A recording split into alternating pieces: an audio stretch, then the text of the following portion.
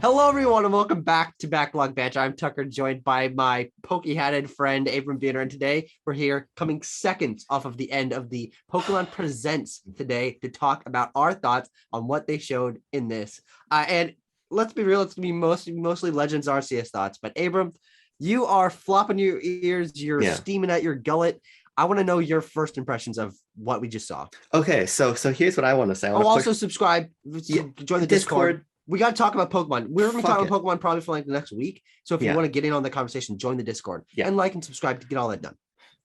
Tucker, I'm going to push back a little bit because let's save Arceus for the end because it's probably okay. All right. I actually do have quite a bit to say about BDSM also, and these new Pokemon games that are coming out soon. But first of all, Cafe fucking Cafe Mix Remix intermission. I'll try it, sure, whatever. Unite, maybe we'll play it at some point. We still haven't. Pokemon Masters Sex is apparently still a popular game. 3 Pokemon from Galar coming to Pokemon Go, kind of neat. Who cares? Push it all aside. Brilliant Diamond and Shining Pearl, I think that the net outcome, in my opinion, is no better or worse than it was before. Okay, interesting. I feel like that trailer really didn't move the needle for me a whole ton, because I feel like the additions they're making to the game are, some of them seem substantive, but it seems like we're not getting the things we really needed upgraded here. So it seems like online connectivity is still really borked and still based on a 2006, 2005 or 6 online system. It seems like there are pretty big discrepancies with the game visually. I'm not crazy about how it seemed like the best additions were purely cosmetic, right? With no hint of Giratina or the distortion world. I felt like I was making pretty safe predictions as to what they could add to the game in our predictions video to make this feel more than just a retread with a different art style. And honestly, that's just still what it feels like to me. Yeah, I think for me, the needle does move, because the thing I was most worried about is that there wouldn't be anything to set this game apart from its old thing, because they had harped so hard in that original trailer. This is experiencing the same thing once more, where we're just, it's 1-to-1 as close as we could. But the fact that they did add following Pokemon, the fact that they did add new underground areas, the fact that they did upgrade contests and there's character customization, all of those are a pretty objective positives in my opinion. Sure, totally. My hesitancy comes from the fact that the visuals were not upgraded as good as I thought, because the visual upgrades are really only to the battles. Those battle backgrounds look a lot better. The models for the characters and the Pokemon look great in battles, but that overall is still really blown out. The lighting engine is really weird, and everything just kind of looks flat. It's better than it was initially because they did add a lighting engine, but I think the inconsistency is the biggest thing about this that makes it so weird. So to your first point, I am excited. I think trainer, as I said in a reaction, trainer customization is one of my favorite things added to the series. I'm really glad to see that. Really glad to see following Pokemon, even though it seems like they, as you mentioned, they might have the Sword and Shield DLC issue of not really being close enough, tracking you, which is a weird problem. And I'm hoping that little clip is not indicative of how the mechanic actually is. Just Weasel. Also, honestly, from an ease perspective, just setting that at a fixed distance behind you would be probably easier on a development side. So I would imagine it's going to be fine. In contests, interesting. I think obviously the underground is the most substantive addition, and maybe you can fall through Grand Underground. Yeah, Grand Underground, and then the Pokemon hideaways. I thought it was Pokemon highways. It's not. Maybe you can fall through a Pokemon hideaway into the distortion world. There'd be something there. There's always a possibility, but the visuals, they really took from the Wind Waker HD school of turning the fucking bloom lighting up to 97. And I think it's it's in a game with a strong underlying art style like a Wind Waker, it looks great. But here it doesn't. It's compensating. Yes, it looks like the lighting engine was used as a way to obfuscate the fact the game is not particularly interesting visually. It also looks like it just changed the saturation on colors. Like you said, there is better texture work in some places, but it just seems like the saturation was changed to kind of desaturate it a little bit so it doesn't look so Crayola, and then they just bumped the lighting up. which leads to some of the scenes we saw genuinely to me looked bad because the light was so overexposed to where you were losing detail, you were losing faces, everything was blending together. It honestly did not look very good.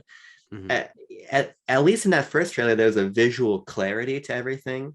Now, the visual clarity was not particularly impressive, but there's a visual clarity. It's clear clarity. to me that I hated it. Sure, but here it looks messy. Yeah, which I'm not crazy about. I think for me, my biggest issue was getting excited from that OLED clip of the battles being redone, which is they are pretty significantly redone. Those battle backgrounds do look a lot better, and also the color palette had changed a little bit. And the fact is that the color palette and models and texture work and everything is not the same in any way, shape, or form between the battles and the overworld. And it's really jarring. I expected there to be a better color palette for the overworld, to have the texture work be more significantly redone, but it really does seem like they just changed the lighting engine, and that's really disappointing for me. I mean, it's better than the original trailer, but I was very disappointed by it. It's not as flat because there is better lighting, but it does seem like they did the bare minimum to make it not look flat and boring. And it does, as I said, look like they're compensating for the fact that this game is very low in terms of its production value visually. Yeah, and my last point on this before I'm kind of ready to move on to RCS, frankly, it is that I'm not usually somebody who harps on graphical or technical elements of games, but the problem for me is, and as we'll get into RCS, where there's a lot of kind of poor texture work or empty environments, but the reason I don't care there as much is because art style does a lot of the heavy lifting there. Art style doesn't do the heavy lifting here, and part of the reason I'm frustrated is because the aesthetic of this game is a budgetary choice.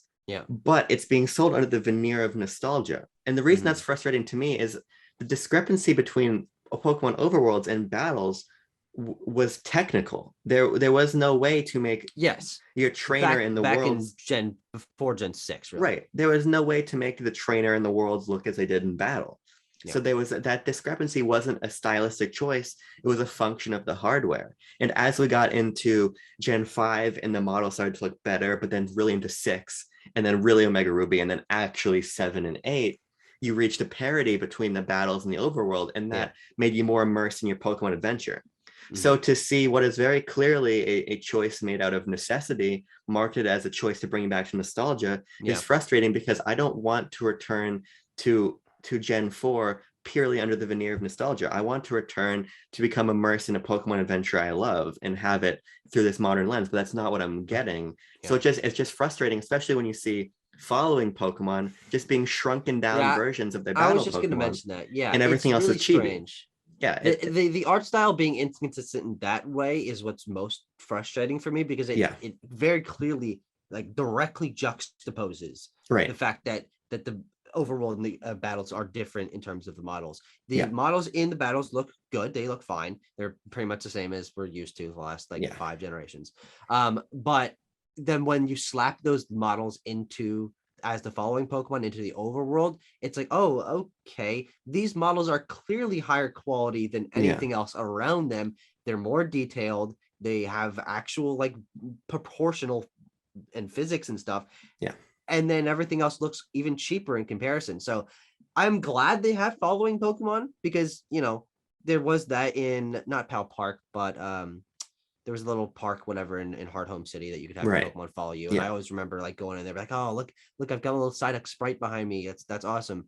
But this is, it's both a good and a bad thing in terms of juxtaposition, but it's better that it's there. I'd rather have it there than not, because it is something that is more, it's been something obviously people want. It's something that adds a little more character to having your party follow you and stuff. So it is a net positive. It's a net positive, but it also just reminds me of the way that the additions feel a lot of surface level or put in, where they don't have to fundamentally change anything else about the game.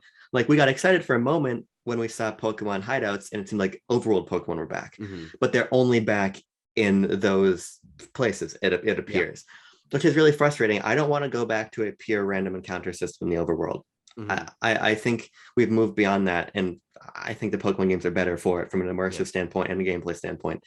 So to see that not being here is disappointing. To see online not being overhauled is disappointing.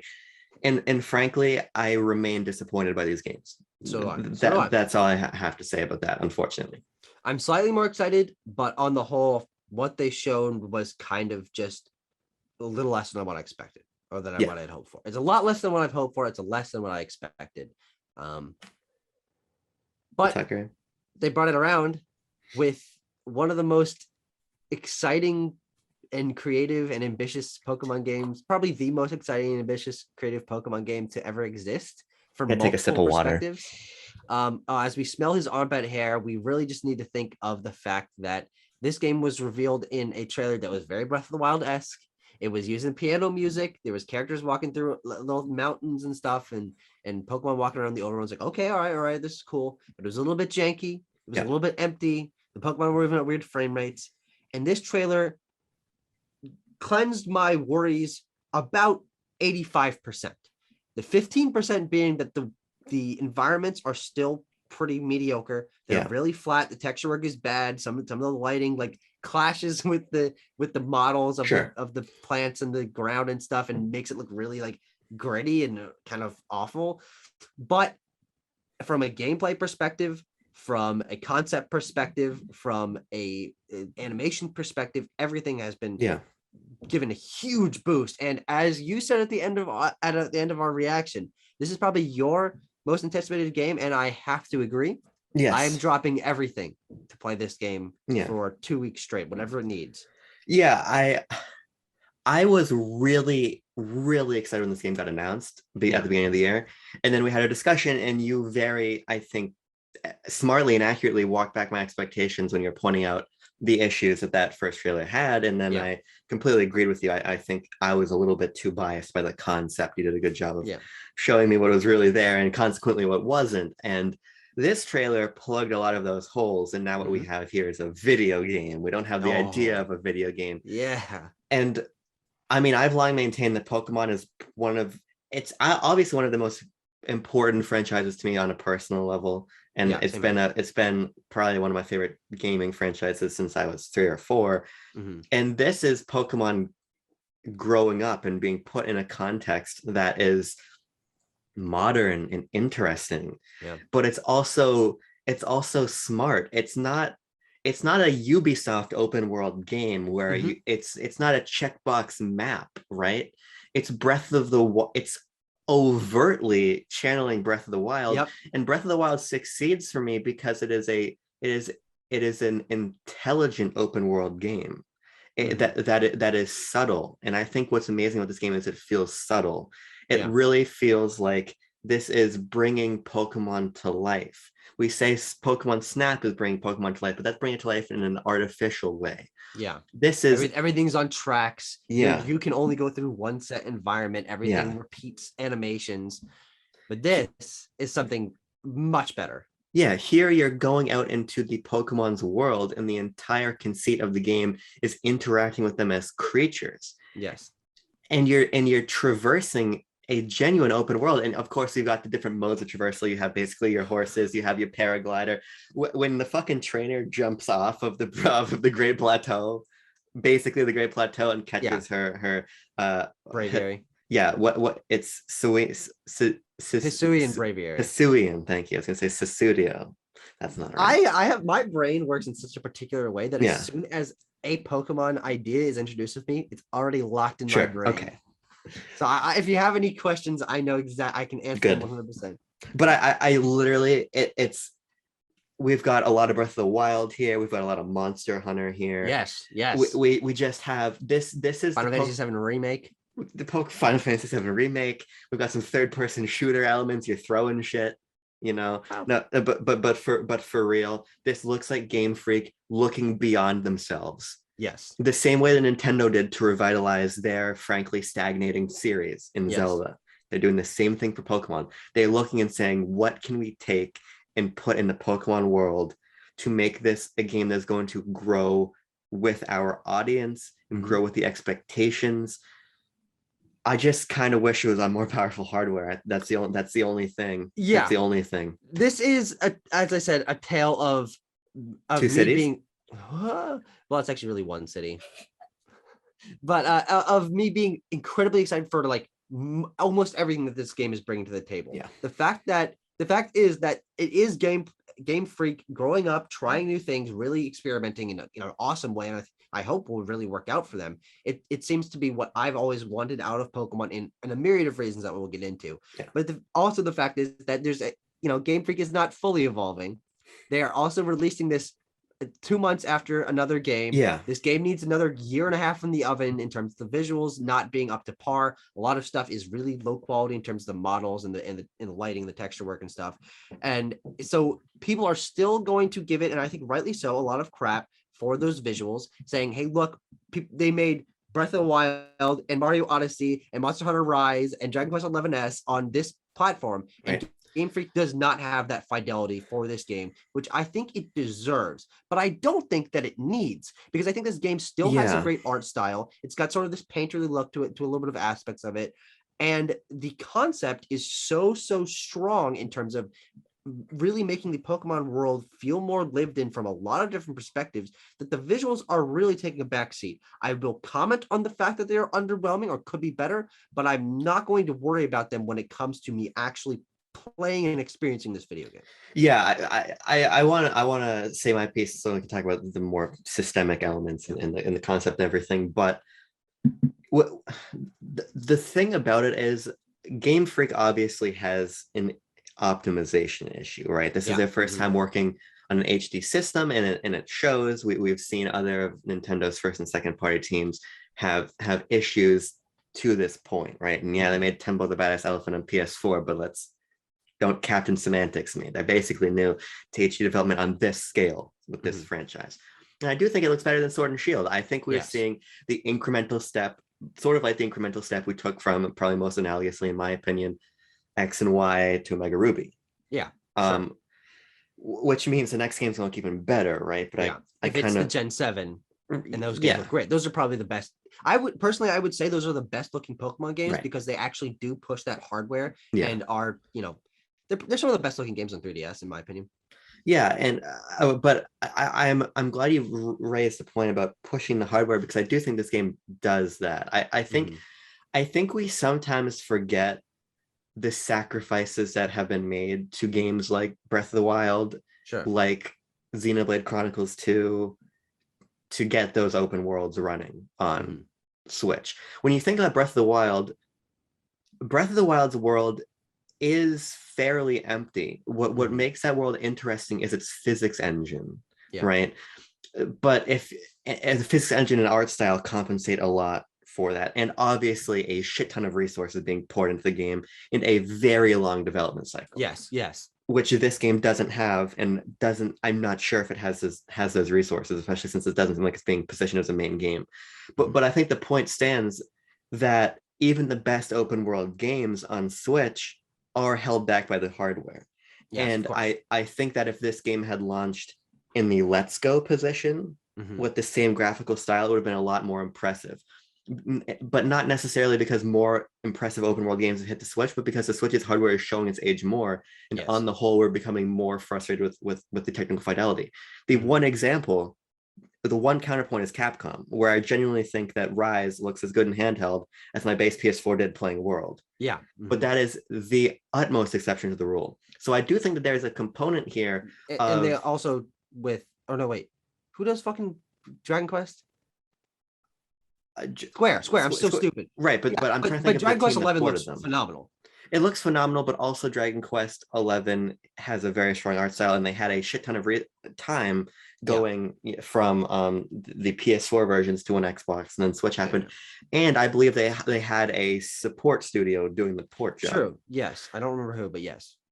So my point is that I think that in a world where the OLED was an actual hardware upgrade, some of these issues would be alleviated. I think a lot of them have to fall on the Pokemon Company and Game Freak, but I think you can also attribute a lot of it to just the underlying conditions of the platform the game's released on. Sure, yeah. So if that out of the way, I think this game is intensely exciting. I mean, I was getting not extreme chills. Like I think the chills of seeing it the first time were a lot stronger, but this game's identity is so much clearer now that we've seen what it is from a mechanical perspective, and in terms of interactability and how exploration and game and progression and stuff works. This is so different from any other Pokemon game. It's unreal. We see the wild area in Sword and Shield, which is as basic of an open world as you can get. You can move around an area, a big area. That's about it. But this has the interactability that you want out of an open world, and also variety, diversity, which the wild area was severely lacking in. So first of all, the wild area, if you go back and play it, makes zero fucking sense. You walk 5 feet one way in a sandstorm, you walk 5 feet the other, you're in a fucking blizzard. So the environment is better, but so you're totally right about that, and I agree. And I like that there's a stronger art direction here, not only in terms of the like pseudo anime, pseudo like traditional Japanese art style, but also just the idea that like there's a blue tree, or sometimes the grass is pink and purple, right? Sure. I think it gives the game a really strong visual identity that compensates for some honestly muddy texture work and kind of low resolutions in certain points. But Tucker, what I really love and what is the most heartening thing about this overworld, kind of bringing it back to how Breath of the Wild compensated for kind of emptiness, strategic emptiness with a physics engine. Here we have a genuine Pokemon behavioral system. Yes. Oh my God. That the is thing I'm most pleased with in terms of the upgrades from that first trailer, not the stuff that wasn't revealed. The new stuff is obviously what's most exciting, is the fact that these Pokemon are no longer just sitting in the environment, moving at 3 FPS. They have some of the best modeling and animation of the entire series, bar none. You see a Kricketot walking by and its antennas are bouncing, and a Starly trotting and like sort of doing a little jig. These Pokemon are doing animations that give them so much more personality, and even the most blandly designed Pokemon like a Bidoof, which I love Bidoof. Bidoof's a meme, but it has a personality to it. They sit down, they roll over, they're sniffing things, their fur is bouncing as they go, and I think it really brings a life to this that I'm so excited to see, because I was so worried that we were going to be doing an open world and catching Pokemon, but they would just be sitting in the fucking environment, and you'd be like, I guess it caught a fucking Chingling, whatever. But now you have to sneak up to the Chingling, and it's doing little animations, and it's chitting around and stuff, and then you catch it, and that whole experience is going to be so much more engaging than I initially expected. I agree completely, and I think it goes beyond visuals and immersion, and it goes into mechanics also. The ways that some Pokemon will attack you, others won't. Oh my God, yes. That personality to the Pokemon. What I'm talking about really when I say behavior is the idea that this is not just a creature that looks pretty walking around, but it is a creature that has habits.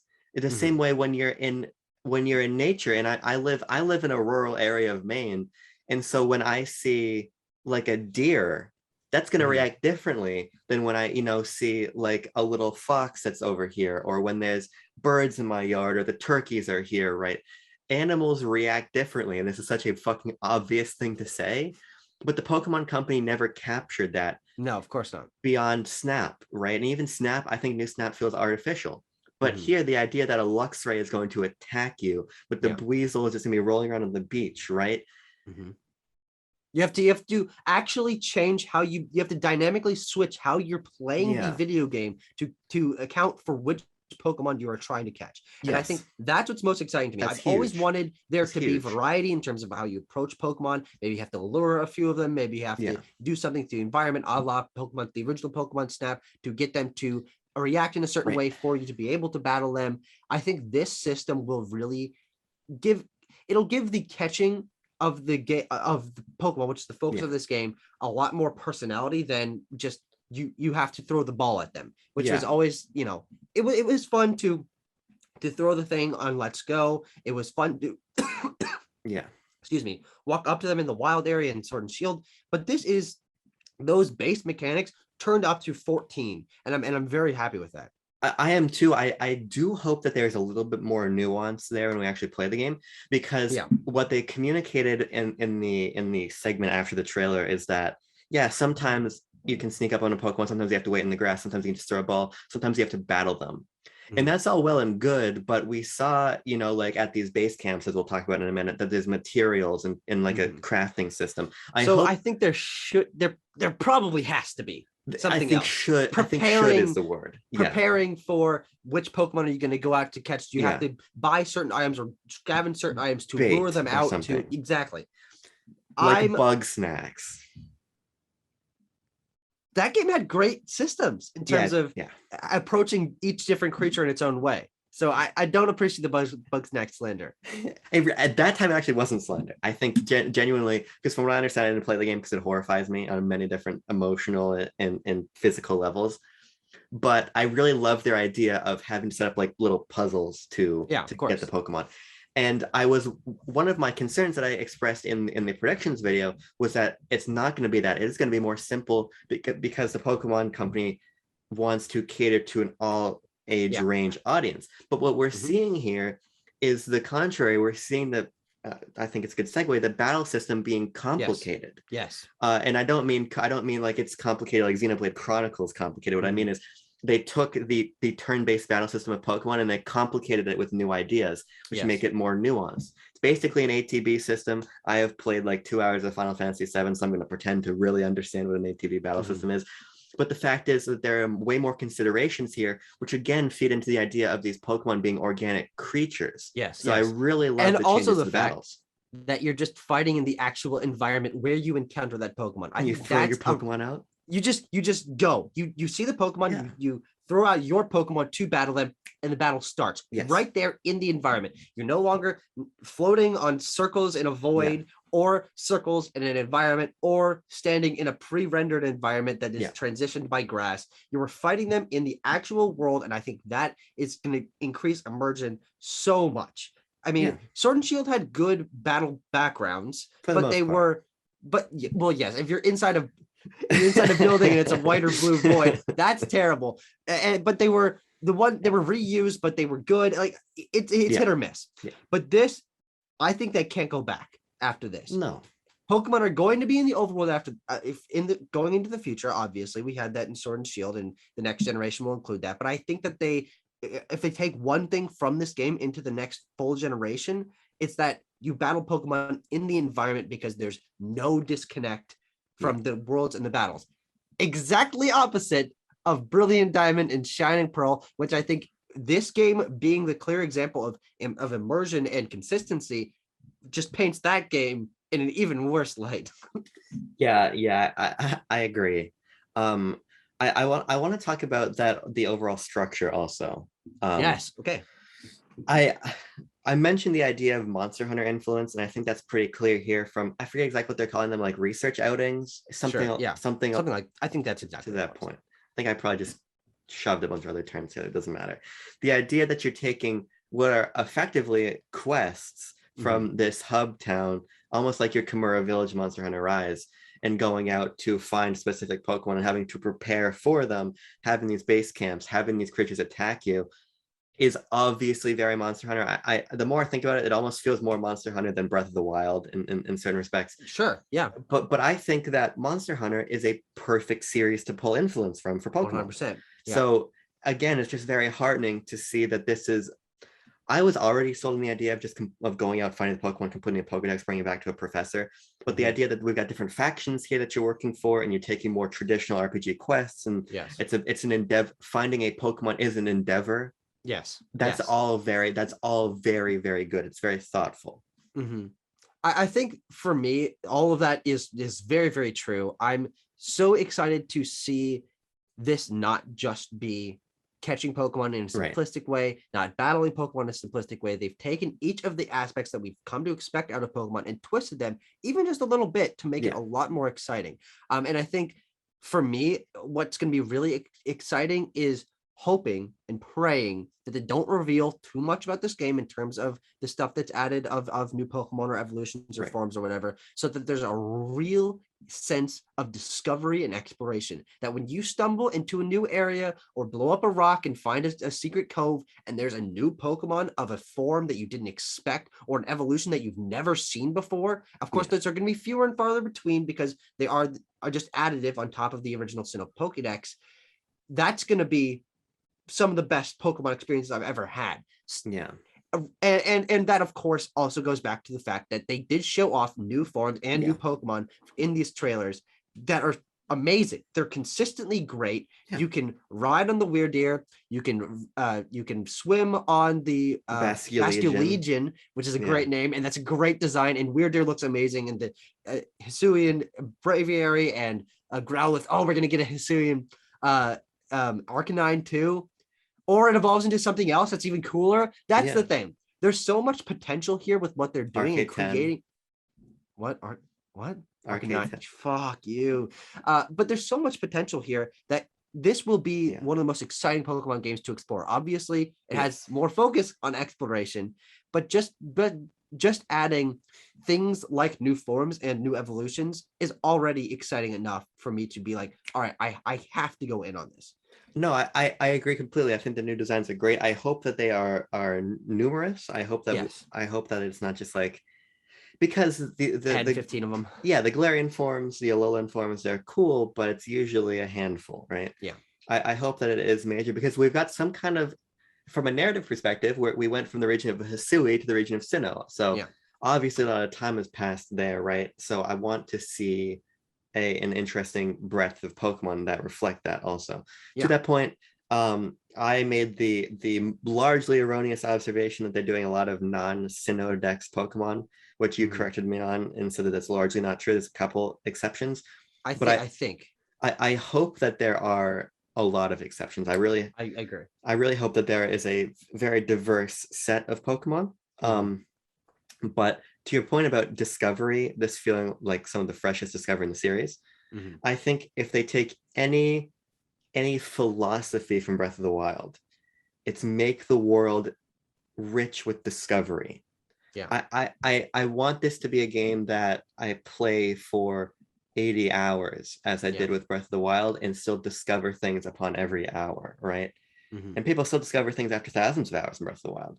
But what made Breath of the Wild so special is that it turned the conventions of its series on its head, right? And when you think about the conventional way to discover a new Pokemon in the core series is that you know that it lives on Route 12 in this patch of grass, right? But here, like you said, it could live behind a big rock. You might have to find your way into a cave where it lives. You honestly might be on your way to go find that Weirdeer, and you slip into a opening in the ground you didn't see. And then down there is like a fucking little goblin man that brand new that you never would have found otherwise. I really want there to be things in this game that you will go the entire experience and never know about. Sure. I think that will be kind of alleviated, or not, like maybe not actually as rich as you're expecting, because the discovery is going to be new Pokemon, and the Pokemon are a number in the Pokedex. Good point. And so if there's a gap on the Pokedex, you're going to know you missed something. Right. So it's not like you can entirely miss something and not be aware that it even existed. But I hope you're right, is that playing through Pokemon Pearl actually right now to prepare for BDSP, I have realized that Pokemon is actually more Metroidvania influenced than I thought, because if you think about it, I'm thinking. You beat a gym, you get a new ability in an HM, and you can now go back and explore new areas. Good point. You can go cut down a tree, you can blow up a rock, you can climb a hill, and you can find new things. You can find items, you can upgrade your team, you can find secret patches of grass with some extra Pokemon. They've been very, very minor, but I really hope that this game includes those ability upgrades in terms of you having progression and being able to access new areas of the world, because that would really make the gameplay loop. Like, say your Pokedex hits 25, and you now have Rock Smash, and there's been a boulder covering a cave that you've been really wanting to get into, and you can now go up and blow that up, and it unlocks a new path to an area that you couldn't get to before because there were hills in the way or something. That sort of progression and unlocking the world through exploration, I think will really make this game even more rich. And I don't think that's too much to expect, to be honest. No, I agree. My interpretation is that would be it'd be implemented a little bit differently. What I kind of got from the trailer is that maybe at a certain number of missions completed, like you get the handlebars for Braviary. So you of course, unlock yes. you unlock new modes of traversal. And I mean, it could be like the rides, the Poke Ride system, where those kind of doubled Also act as HHMs. yeah. So I think there's probably a nice fusion there, but I think that it's probably going to be okay. You've brought back enough data about these Pokemon to where we have a better understanding of the environment, so then we can use that knowledge to build you, you know, this harness to go put on your Basculegion so you can explore the water, right? Sure. Yes. Or things like Which that. functions exactly the same as Yeah. what I'm talking about. Yeah. Yeah, and I think that's a really great way to make it feel organic, because HMs are very artificial. Yeah. I even think Poker Ride is kind of artificial in my opinion. I was never crazy about that system, but this is a really great opportunity to make those sort of, I mean, I guess Pokemon's my favorite Metroidvania. You're making a compelling argument. I will say you're making a compelling argument. Those Metroidvania elements. So, yes. Oh my God. Well, this is probably, I think very clearly, especially this discussion, and especially to the fact that I'm going to rewatch that trailer and break down 5 more times today at bare minimum, has become my most anticipated game. Yeah. Not only from Nintendo, but period. This is far and away more complex and interesting and exciting than I expected. Yeah. This was a phenomenal Pokemon Presents. It was long. They really went into the detail that they needed to, and neither of the games are delayed. And we'll see what that means for the final products in terms of their polish and the final experience being, you know, hopefully not buggy, hopefully not, you know, visual tears, but it's possible. But that also means that we don't have to wait very long to play this game. Yeah. It's coming out very soon. It's 5 months away. Good God. 5 months away. Oh my God. Any final thoughts? No.